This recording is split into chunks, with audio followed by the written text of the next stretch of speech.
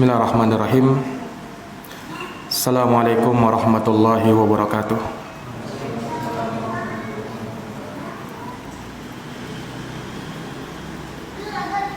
Alhamdulillah. Alhamdulillahi rabbil alamin. Wa bihi nasta'in ala umurid dunya waddin. Asyhadu an la ilaha illallah wahdahu la syarika lah. Wa asyhadu anna Muhammadan abduhu wa rasuluh. Sallallahu alaihi wa ala alihi wa sahbihi wa man tabi'ahum bi ihsanin ila yaumiddin wa sallama tasliman katsira, amma ba'd. Ikhwani fid din wa akhwati fillah, a'azzani Allah wa iyyakum. Para hadirin sekalian yang dirahmati dan dimuliakan oleh Allah. Alhamdulillah,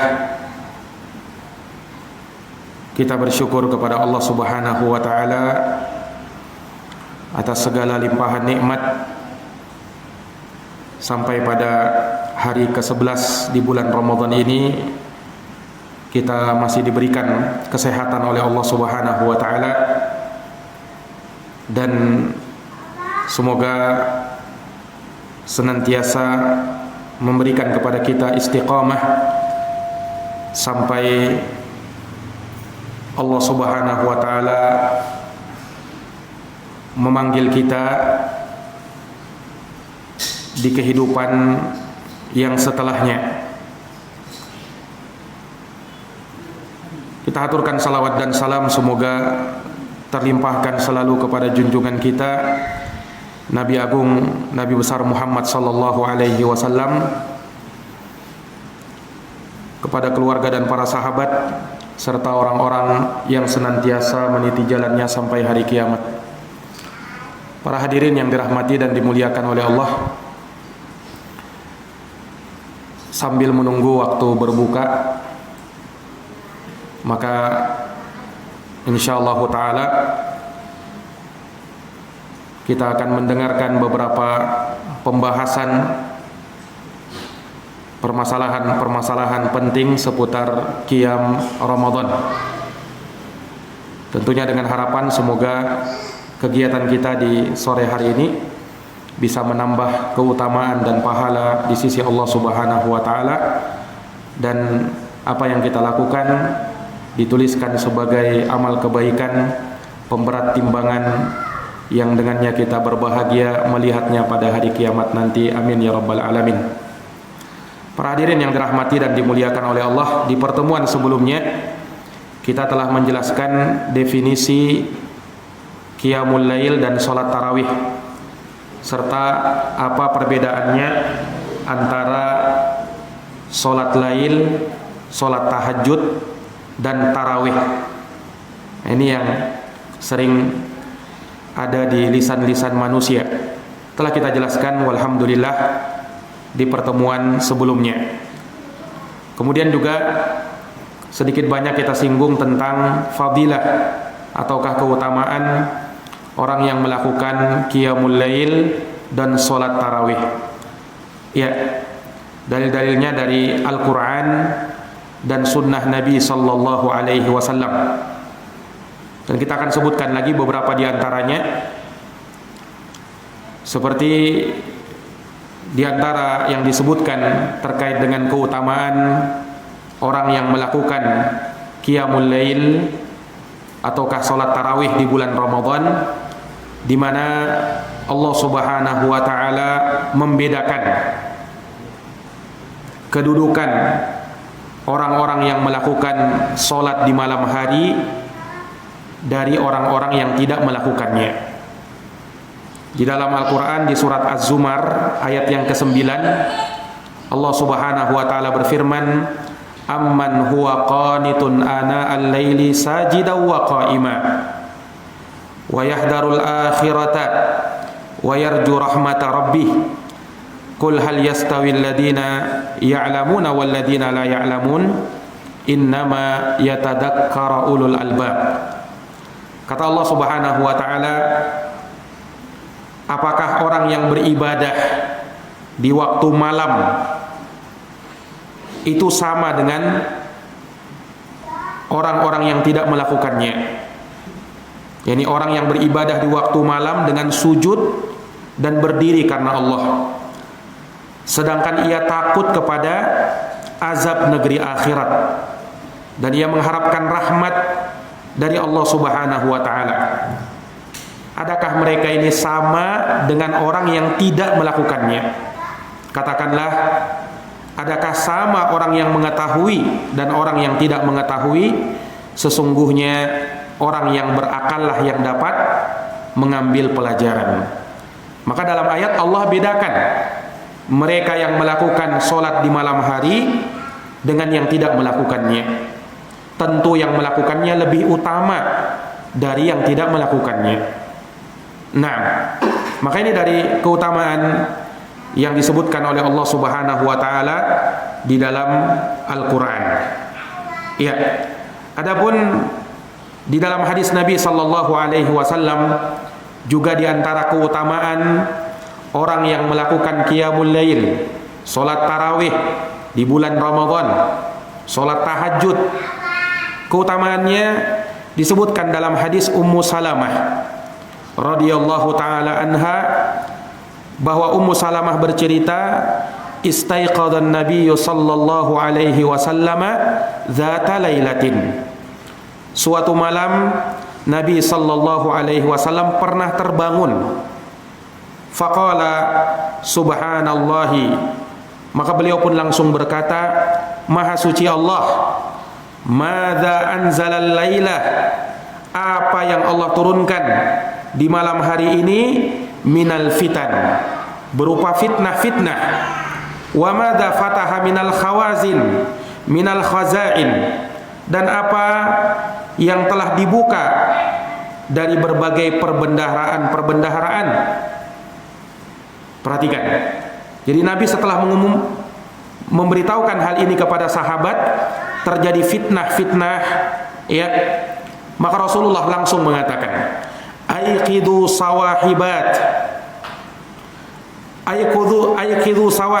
sawahibatil hujur farubba kasiyatin fid dunya ariyatun fil akhirah. Kata Nabi, bangunkanlah para perempuan pemilik kamar, yakni istri-istri kalian di rumah,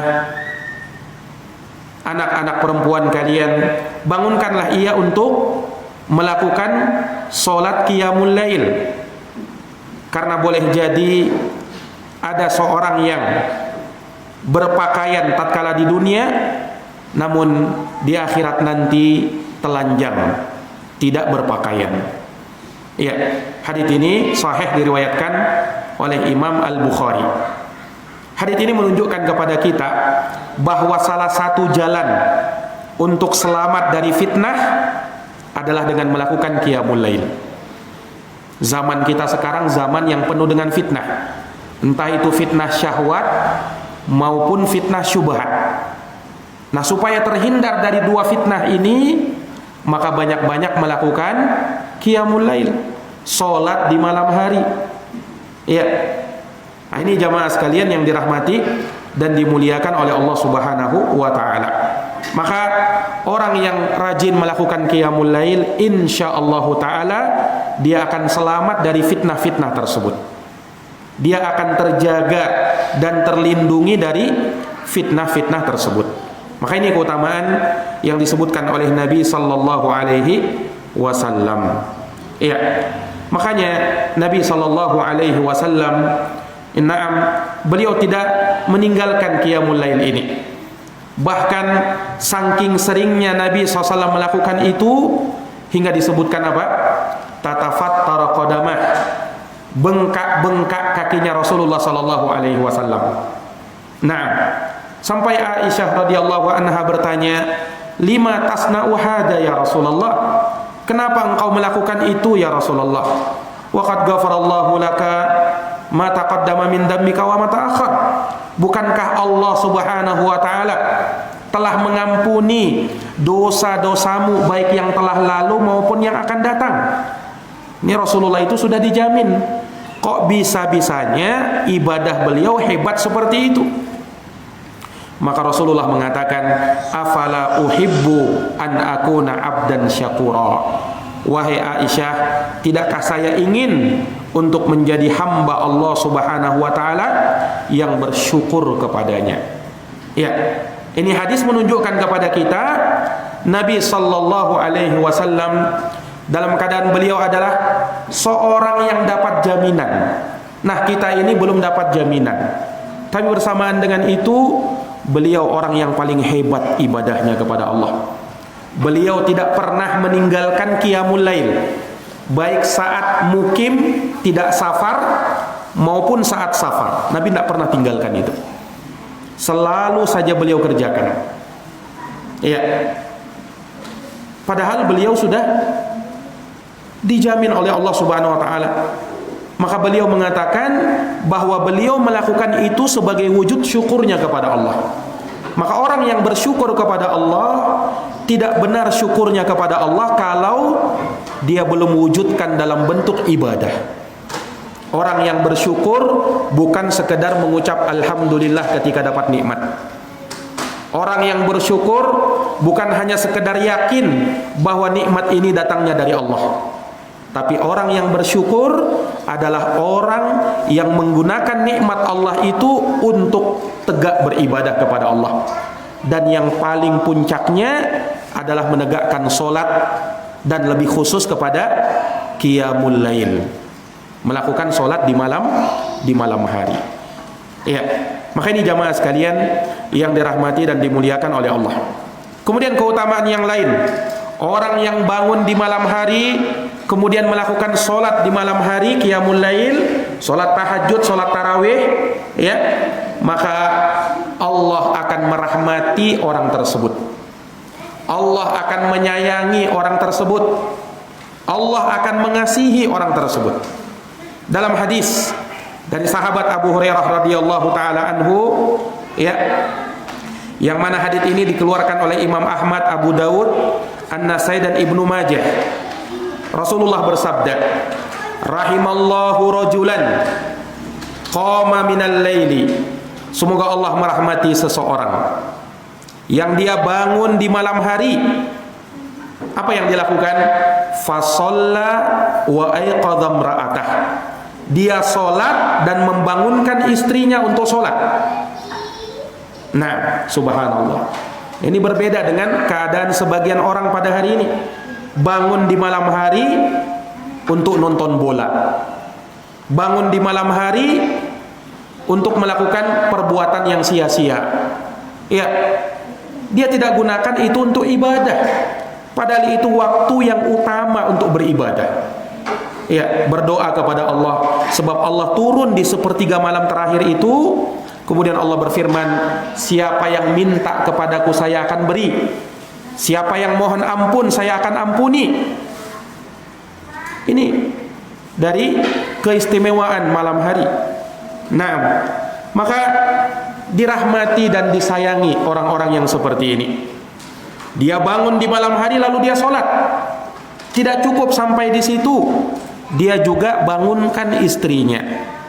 Fa'in abad, kalau istrinya tidak mau sholat, nadhaha fi wajhiha, dia percikkan air di wajahnya supaya bangun. Nah, wa rahimallahu imra'atan, sebaliknya kata Nabi, semoga Allah merahmati seorang wanita qamat minal laili, yang dia bangun di malam hari, fasallat, lalu wanita ini salat lail, wa aiqadhat zaujaha, dan dia bangunkan suaminya untuk salat lail juga. Fa in aba, kalau suaminya enggan, tidak mau, nadhahat fi wajhihi hilma, maka dia percikkan air di wajahnya. Nah, subhanallah, Allah merahmati suami istri yang seperti ini. Nah, dan tentunya ini butuh kesadaran. Ya, ada sebagian orang kalau dibangunkan oleh pasangannya marah-marah, tidak sepantasnya untuk marah untuk hal tersebut. Nah, kenapa dibangun, diganggu tidurku, saya capek. Ini kebaikan. Nah, ketika pasangan kita mengajak itu, maka dia menginginkan kebaikan. Karena sungguh manusia mungkin tatkala di dunia biasa saja, ya, tapi nanti di akhirat sungguh dia akan menyesal tatkala dia meninggalkan waktu-waktu yang utama dalam keadaan tidak beribadah kepada Allah. Di dunia mungkin kita, ya, bisa mengatakan, masih ada waktu esok hari, masih ada waktu sebentar lagi, saya masih bisa melakukan yang wajib-wajib dulu, saya bisa melakukan sunnah yang lain masih terlalu banyak. Mungkin kita masih bisa mengatakan seperti itu.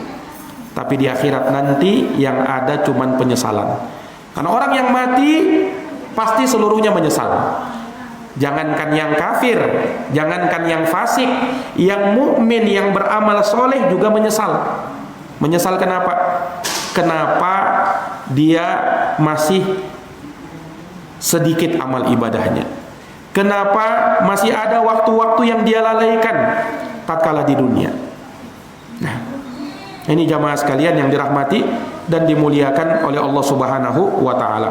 Maka orang yang melakukan qiyamul lail, maka dia akan didoakan rahmat oleh Nabi sallallahu alaihi wasallam, dan mereka adalah orang-orang yang dikasihi dan disayangi oleh Allah Subhanahu wa taala. Ya, para hadirin yang dirahmati dan dimuliakan oleh Allah Subhanahu wa taala. Kemudian Rasulullah sallallahu alaihi wasallam juga memberikan jaminan, ya, bahwa orang yang melakukan qiyamul lail, orang yang pandai melakukan sholat tahajud, maka mereka ini adalah orang-orang yang tergolong sebagai golongan as-siddiqina wasyuhada. Para siddiqin, yaitu orang-orang yang jujur, dan para syuhada, orang-orang yang mati syahid. Ya, disebutkan dalam hadits yang sahih dari sahabat Amr bin Murrah al-Juhani radhiyallahu taala anhu, beliau berkata, "Jaa Rasulullah sallallahu alaihi wasallam rajulun min Qudha'ah." Ada seorang laki-laki yang datang kepada Rasulullah, yang beliau ini dari suku Qudha'ah. Lalu bertanya kepada Nabi, "Ya Rasulullah, ara'aita in syahidtul alla ilaha illallah?" Bagaimana kiranya pendapatmu kalau saya ini sudah bersaksi bahwa tidak ada sesembahan yang benar kecuali Allah, wa annaka Rasulullah, dan bahwasanya Anda itu adalah utusan Allah, wa shallaitu shalawatil khamsa, aku juga melakukan salat 5 waktu, wa sumtu syahra Ramadan, aku juga melakukan puasa di bulan Ramadan, wa qumtu Ramadan, dan aku bangun dan aku menegakkan qiyam Ramadan, salat tarawih, wa ataitu zakat, aku juga menunaikan zakat ya Rasul. Bagaimana pendapatmu kalau aku melakukan yang seperti itu? Maka Rasulullah menjawab, "Man mata ala hada kana minas siddiqina wasyuhada." Orang yang meninggal di atas ibadah-ibadah tadi, diantaranya qiyamul lail, sholat tarawih, kata Nabi, maka dia adalah termasuk dari golongan para siddiqin dan para syuhada, orang-orang yang jujur dan orang-orang yang kelak mati dalam keadaan syahid. Subhanallah.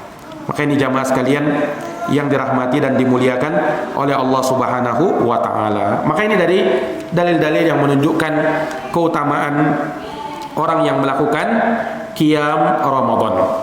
Ya. Adapun terkait dengan disyariatkannya qiyam Ramadan, salat tarawih, ya, khususnya di bulan Ramadan secara berjamaah, ya, karena yang disyariatkan salat malam secara berjamaah itu hanya sholat tarawih. Adapun di luar Ramadan, maka pada dasarnya bukan dari sesuatu yang menjadi kebiasaan Nabi untuk melakukan sholat malam secara berjamaah. Kecuali kalau dilakukan sekali-sekali boleh. Kalau dilakukan sekali-sekali boleh. Tapi kalau menjadikannya rutin berjamaah, ya, qiyamul lailnya di luar Ramadan lah. Kalau di bulan Ramadan, na'am, disyariatkan berjamaah di masjid. Ya. Tapi kalau di luar Ramadan, Naam, maka disyariatkan untuk sholat sendiri-sendiri. Kalau dia mau berjamaah sesekali, maka tidak mengapa. Ya. Tapi kalau sholat tarawih, memang syariatnya dianjurkan berjamaah dan dilakukan di masjid paling utama. Ya. Walaupun boleh-boleh saja kalau orang mau melakukan tarawih di rumah bersama keluarganya misalnya, boleh-boleh saja. Tapi kalau dia mau yang lebih utama, sholat di masjid berjamaah. Nah, ini jamaah sekalian yang dirahmati dan dimuliakan oleh Allah. Ada beberapa keterangan tentang permasalahan ini, ya. Beberapa hadis dan riwayat yang sahih dari Nabi SAW yang mana beliau melakukan tarawih berjamaah di masjid. Di antaranya hadis Abu Dar Al-Ghifari radhiyallahu taala anhu. Naam, hadisnya cukup panjang, ya. Diceritakan oleh Abu Dar, kami pernah berpuasa bersama Nabi sallallahu alaihi wasallam, puasa Ramadan. Maka falam yakum bina syai'an minas syahri hatta baqiya sab'un. Maka tidaklah kami tegak berdiri untuk melakukan qiyamul lail kecuali hingga tersisa 1/7 malam. Faqama bina hatta dhahaba thuluthul lail. Kemudian kami pun berdiri hingga lewat 1/3 malam terakhir. Falam makanati sadisah lam yakum bina ataib. Jadi hadis tadi diceritakan oleh sahabat Abu Dar radhiyallahu taala anhu, di mana tatkala beliau berpuasa bersama Nabi sallallahu alaihi wasallam, dan disebutkan bahwa tidaklah mereka melakukan sholat tarawih kecuali manakala Ramadan tersisa 7 hari lagi. Bukan 1/7 malam, ya, bukan. Tapi 7 malam terakhir baru mereka melakukan sholat tarawih.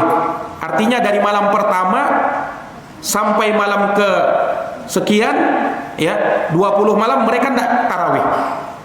Ini Nabi dan para sahabat. Jadi tidak ada Nabi dan para sahabat melakukan tarawih 30 hari, tidak ada itu. Nabi melakukan tarawih bersama sahabat, ya, tatkala Ramadan tinggal 7 hari, baru mereka tarawih.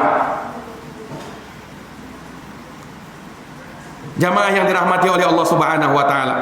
Kemudian disebutkan tatkala Ramadan tinggal 6 hari lagi, lam yakum bina, maka, ya, kami tidak melakukan sholat tarawih. Jadi di sisa malam tinggal 6 hari lagi, maka Nabi dan sahabat tidak tarawih. Falam makanatil khamisah, ya, qoma bina. Dan tatkala Ramadan tinggal 5 hari lagi, baru kami melakukan sholat tarawih. Nah, hatta dhahaba syatrul lail, hingga selesai 1/2 malam. Fakultu ya Rasulullah, maka aku pun bertanya kepada Rasul, ya Rasulullah, lau nafaltana qiyama hadhil lailah, andaikan engkau melakukan kepada kami sholat qiyamul lail, sholat tarawih, dan kamu jadikan itu sebagai sholat tambahan bagi kami, ya Rasul, niscaya itu baik. Qala faqala innar rajula idza shalla ma'al imam hatta yansharif husiba lahu qiyamul lailah. Kata Nabi apa? Sesungguhnya seseorang apabila sholat bersama imam hingga selesai, maka dihitung baginya sholat qiyamul lail, sholat semalam suntuk. Iya. Maka tatkala Ramadan tinggal 4 hari lagi, maka beliau SAW tidak melakukan sholat tarawih. Namun tatkala Ramadan tinggal 3 hari lagi, baru beliau kumpulkan keluarganya, ya, istri-istrinya dan manusia, maka beliau sholat bersama kami, sholat tarawih. Ya. Nah, dalam riwayat lain disebutkan Nabi SAW itu melakukan sholat tarawih hanya di 3 malam, 23, malam 23, 25 dan 27. Selebihnya Nabi tidak sholat tarawih. Iya. Itu contoh dari Nabi SAW dan para sahabat. Nah, disebutkan kenapa mereka tidak melakukannya 1 bulan penuh. Rasulullah SAW menyebutkan, aku khawatir kalau sholat nanti 1 bulan penuh, nanti jadi wajib itu sholat tarawih, dan kalian tidak sanggup, kata Nabi. Kalian tidak sanggup. Jadi Nabi tidak sholat tarawih sebulan penuh. Kenapa? Ya karena khawatir nanti sholat tarawih diwajibkan. Nah itu kan masa tatkala wahyu turun. Bisa jadi sholat tarawih itu diwajibkan. Nah, tapi tatkala Nabi sudah meninggal, sudah wafat, syariat ini sudah sempurna, tidak mungkin lagi sholat tarawih menjadi wajib, ya kan? Nah, sehingga sunnah ini dihidupkan oleh Amirul Mukminin Umar bin Khattab, sholat tarawih 1 bulan penuh. Kalau dia mengatakan, oh kan Nabi sholat tarawihnya cuma 3 malam aja, betul. Tapi Nabi melakukan itu kenapa? Khawatir nanti diwajibkan. Tatkala syariat ini sudah sempurna, kekhawatiran itu sudah tidak ada lagi, sehingga sudah tetap syariat sholat tarawih boleh dilakukan selama 1 bulan penuh. Nah, ini jamaah sekalian yang dirahmati oleh Allah Subhanahu wa taala. Sebagian orang ada yang keliru ya di dalam memahami. Bahkan ada sebagian ya pernah dulu ya sebagian duat, sebagian dai ya sempat berdiskusi sama kami tentang masalah ini. Ya, dia pikir sholat tarawih sebulan penuh itu bid'ah. Kenapa? Nabi tidak melakukannya. Nah, betul memang Nabi tidak pernah melakukannya. Ya, tapi bukan artinya kalau sesuatu yang tidak dilakukan Nabi langsung bid'ah. Enggak, ada kaidah-kaidahnya di situ. Nah, betul Nabi tidak melakukannya, tapi lihat ilahnya apa, sebabnya apa. Nabi khawatir nanti diwajibkan. Dan itu masa wahyu masih turun, masih mungkin ada kewajiban. Tapi kalau sudah agama sudah lengkap, sudah sempurna, syariat tidak mungkin lagi bertambah dan berkurang, maka syariat sholat tarawih sudah dijadikan sebagai sunnah yang ditetapkan. Ya kan? Sama seperti Nabi pernah ingin berniat berazam puasa di tanggal 9 Muharram. Ya kan? Kan sunnahnya Nabi puasa 10 Muharram kan? Tapi kata Nabi, ya, kalau begitu fa idza jaa al-amul muqbil, na'am, apabila datang tahun depan sa'asumut tasi', aku akan berpuasa di tanggal 9 Muharram, puasa Tasu'a namanya. Namun kata Ibnu Abbas, falam ya'ti amun muqbil fatuwfiya Rasulullah SAW. Belum datang tahun depan, Nabi sudah meninggal duluan. Jadi Nabi tidak pernah puasa tanggal 9 hari Tasu'a, tidak pernah. Tetapi ulama mengatakan disyariatkan. Kenapa? Nabi sudah berkeinginan. Walaupun memang Nabi tidak melakukannya, tapi keinginan itu sudah ada. Dan memang dasarnya karena ingin menyelisihi puasanya orang-orang Yahudi yang hanya puasa tanggal 10 Muharram. Nah, sehingga di situ memang Nabi tidak pernah melakukannya, tapi Nabi sudah berkeinginan sehingga sudah tetap menjadi syariat. Sama sholat tarawih ini. Kenapa sholat tarawih 1 bulan penuh? Mana dalilnya? Nabi SAW melakukannya pada dasarnya di bulan Ramadan, dan sunnah itu dihidupkan oleh Amirul Mukminin Umar bin Khattab radhiyallahu anhu. Ya. Jadi tatkala Umar bin Khattab melihat tatkala beliau menjadi Amirul Mukminin salat di masjid, manusia berpencar-pencar, masing-masing salat sendiri-sendiri. Ada yang salat bersama imamnya, yang satu lagi salat bersama imamnya sendiri di masjid, di satu masjid. Umar mengatakan, seandainya aku kumpulkan mereka dengan satu imam, niscaya itu lebih baik. Maka dikumpulkanlah manusia. Umar bin Khattab radhiyallahu anhu menunjuk Ubay bin Ka'ab menjadi imam. Maka mereka lakukan sholat tarawih 1 bulan penuh. Ya, mereka lakukan sholat tarawih 1 bulan penuh. Nah, dan beliau mengatakan ni'mal bid'ah hadihi, sebaik-baik bid'ah adalah ini. Sebaik-baik bid'ah adalah ini. Maksudnya apa? Ini adalah amalan yang dulunya mati kemudian dihidupkan oleh Umar bin Khattab. Bukan beliau mengadakan bid'ah perkara baru yang tidak ada tuntunannya, bukan. Tapi bid'ah yang beliau inginkan di sini bid'ah secara bahasa. perkara baru yang sebelumnya belum dilakukan, ya, tapi beliau ingin menghidupkan lagi. Nah, ini jamaah sekalian yang dirahmati dan dimuliakan oleh Allah Subhanahu wa taala. Ya, maka dari keterangan ini menunjukkan kepada kita, na'am, salat tarawih itu memang disyariatkan dan dianjurkan, na'am, untuk dilakukan secara berjamaah di masjid-masjid Allah Subhanahu wa taala dan lakukan di 1 bulan Ramadan. Nah, di 1 bulan Ramadan, dan itu hanya di bulan Ramadan saja. Adapun salat malam di selain bulan Ramadan, maka tidak dianjurkan untuk melakukannya secara berjamaah di masjid.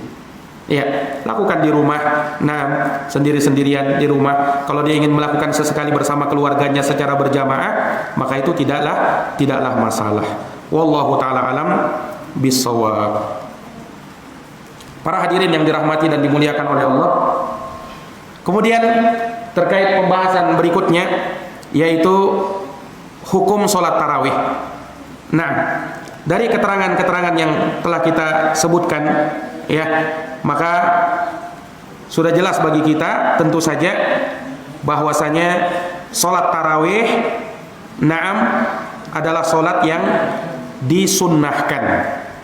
Ya, bahkan Imam Nawawi rahimahullah menukil ijma' kesepakatan para ulama, na'am, sebagaimana dalam kitabnya Al-Majmu' Syarhul Muhadzab, bahwa salat tarawih itu adalah salat yang disunnahkan.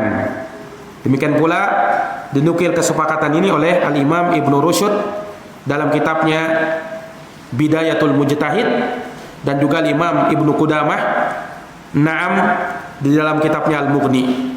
Ya, Al-Mardawi juga menukilnya sebagaimana dalam Al-Insaf, dan lain-lainnya banyak dari kalangan para ulama. Semuanya sepakat tanpa ada perselisihan bahwa salat tarawih itu adalah sunnah, dan dia dari sunnah yang muakkadah, sunnah yang sangat ditekankan.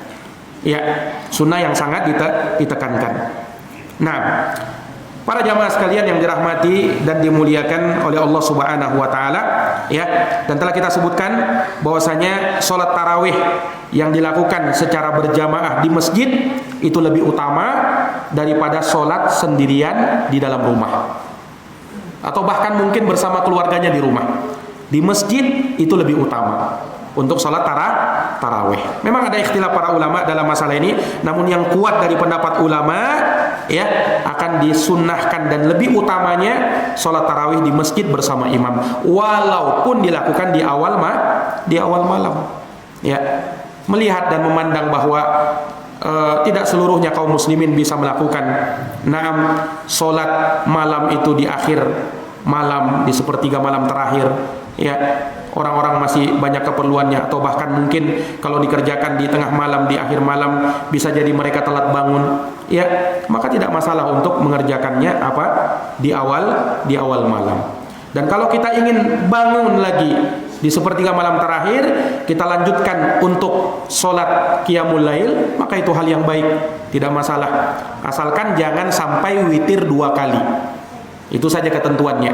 Kalau misalnya kita sudah sholat tarawih bersama imam sampai witir di awal malam, kita pengen sholat malam lagi, ya, boleh enggak? Boleh, tapi jangan witir lagi, karena witir itu cukup 1 kali dalam satu malam. Kata Nabi apa? La witrani fi lailah. Tidak ada 2 witir dalam 1 malam, sekali aja, jangan sampai 2 kali. Nah, iya.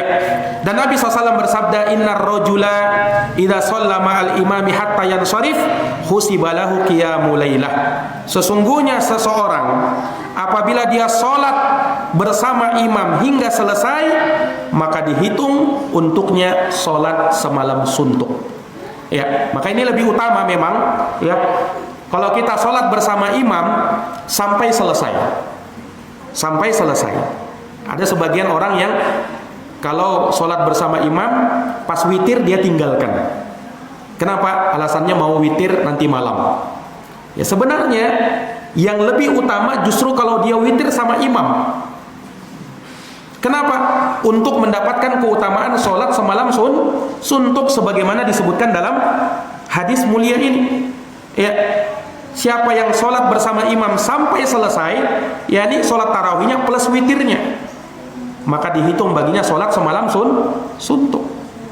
Tidak masalah kalau dia mau bangun di malam hari, tinggal sholat qiyamul lail, tidak perlu witir lagi, ya kan? Kalau dia tinggalkan witir nanti di rumah saja, tidak dapat keutamaan ini. Nah, makanya kata para ulama, kalau sholat bersama imam sholat tarawih, selesaikan sampai witir-witirnya. Ustadz, saya mau bangun sholat malam ya tidak masalah, bangun lagi sholat malam, tidak ada halangan ya untuk sholat malam lagi, asalkan jangan witir lagi, itu saja. Karena tidak ada masalah kalau kita sholat setelah witir mau sholat lagi, tidak ada masalah. Nabi pernah tatkala sholat witir, selesai sholat witir, Nabi sholat lagi. Nah, itu dalil menunjukkan boleh hal tersebut. Nah ini jamaah sekalian yang dirahmati dan dimuliakan oleh Allah Subhanahu Wa Taala. Ya, Nabi bersabda, "Ij'alu akhir salatikum bil-laili witra." Jadikanlah akhir salatmu salat witir.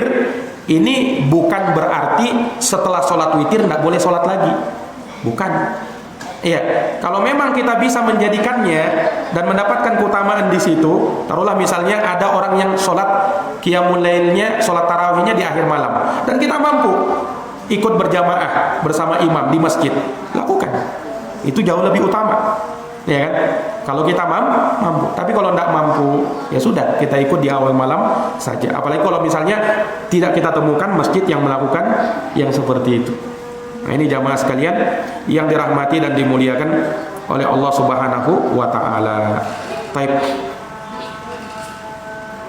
Itu terkait dengan hukum salat tarawih. Terkadang sekarang terkait dengan salat witir. Ya, witir secara bahasa artinya ganjil. Secara bahasa artinya lawan dari genap. Witir artinya ganjil. Dalam hadis Nabi bersabda, "Innallaha witrun yuhibbul witir." Sesungguhnya Allah itu Maha Tunggal dan Allah menyukai angka-angka yang ganjil. Allah mencintai salat witir. Ini salat witir. Nah, ini menunjukkan bahwasanya salat witir ini ada keutamaannya. Dan memang salat malam kita ditutup dengan salat witir. Ya kan? Artinya ketika kita salat malam, selesai kita dari salat malam, ya, 2 rakaat salam, 2 rakaat salam, 2 rakaat salam, 2 rakaat salam, maka kemudian salat witir. Witir ganjil. Paling sedikitnya 1 rakaat. Ya, boleh 3 rakaat, boleh 5 rakaat, boleh 7 rakaat, boleh 9 rakaat, boleh 11 rakaat. Witir itu boleh 11 sampai 11 rakaat. Jelas ini? Nah. Ya, ikhwani fiddin azani Allah wa iyyakum. Hanya yang sering atau banyak dinukil dari Nabi SAW, salat tarawih beliau, salat qiyamul lail beliau melakukan salat tarawih itu 4-4-3. 4-4-3 maksudnya apa? Bukan 4 sekaligus. Ya. Tapi 2 rakaat salam, 2 rakaat salam. Baru istirahat. 2 rakaat salam, 2 rakaat salam, baru istirahat. Kemudian salat witir. Ya, sebagian wallahu alam ada yang keliru dalam memahami ya 4-4-3 ini maksudnya langsung sekali 4. Ya. Nah, tidak. Yang benar yang lebih tepat apa? 2 rakaat salam, 2 rakaat salam. Karena Nabi bersabda, "Sholatul laili masna masna." Salat lail itu 2-2. Nah, itu Nabi sudah menyebutkan itu 2-2. Nah, ini jamaah sekalian yang dirahmati dan dimuliakan oleh Allah Subhanahu wa taala. Kemudian dalam hadis Buraidah radhiyallahu anhu riwayat Abu Daud, Nabi bersabda, "Al-witru haqqun, faman lam yutir falaysa minnal wit falaysa minna. Al-witru haqqun, faman lam yutir falaysa minna. Al-witru haqqun, faman lam yutir falaysa minna." Kata Nabi sallallahu alaihi wasallam, ya, dalam hadis yang dihasankan oleh Syekh Muqbil bin Hadi Al-Wadi'i rahimahullahu taala, kata Nabi, witir itu adalah hak.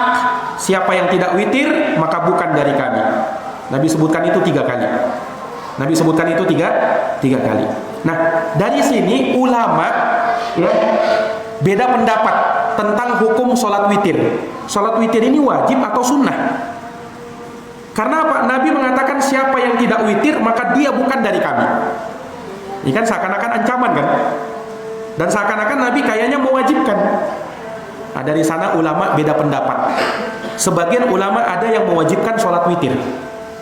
Tapi yang benar, wallahu alam, sholat witir tidak wajib. Sholat witir sunnah muakkadah. Makanya kalau misalnya kita ya tidak mampu sholat malam kecuali hanya witir saja, maka witir aja. Bahkan kalau misalnya bisa juga witir, bisa juga sholat tarawih atau misalnya qiyamul lail. Tapi waktunya mepet ini, sebentar lagi subuh. Nah, minimal kita witir aja. Karena witir ini yang lebih kuat. Witir ini yang lebih kuat pensyariatannya. Nah, sebenarnya sholat witir itu juga bahagian dari qiyamul lail sebenarnya. Sholat witir itu bahagian dari sholat tarawih sebenarnya. Artinya kalau orang yang witir saja, dia sekaligus sholat lail itu, sekaligus sholat tarawih itu. Tapi orang mengistilahkannya dengan witir. Kenapa? Jumlahnya ganjil. Nah, makanya misalnya kalau ada orang misalnya sholat tarawih mutlak, dia tidak tahu ini imam ini, ya misalnya taruhlah dia sholat tarawih kan, sholat tarawih. Ada sebagian orang membedakan ini niatnya harus witir ini. Ya sebenarnya kalau dia niat sholat tarawih, walaupun imam sholat witir, dia tidak niat sholat witir, tarawih dia, maka itu sudah sah. Kenapa? Witir bahagian dari tarawih. Jelas ini? Taruhlah misalnya kita di masjid lupa, ini witir kah belum ini ya? Nah ternyata, saya bukan witir tadi niatnya. Bagaimana sholat saya ini? Sah atau tidak? Jawabnya sah. Kenapa? Witir bahagian dari sholat tarawih. Tidak ada masalah. Jelas ini? Nah, ini jamaah sekalian yang dirahmati dan dimuliakan oleh Allah. Makanya juga imam tidak perlu juga mengingatkan misalnya witir ini. Kita mau sholat witir ini. Tidak perlu juga. Nah, kalau mau dia ingatkan tidak ada masalah. Tapi bukan kewajiban untuk dia mengingatkan. Kenapa? Kalau makmum niat umum sholat tarawih, maka itu sudah sah-sah saja. Jelas ini? Nah, ini wallahu ta'ala alam bissawab. Ini jamaah sekalian yang dirahmati dan dimuliakan oleh Allah Subhanahu wa taala. Ya, disebutkan athar atau ucapan dari Imam Ahmad rahimahullahu taala, ya. Beliau pernah mengatakan man taraka salatal witri fahuwa rajulun su'.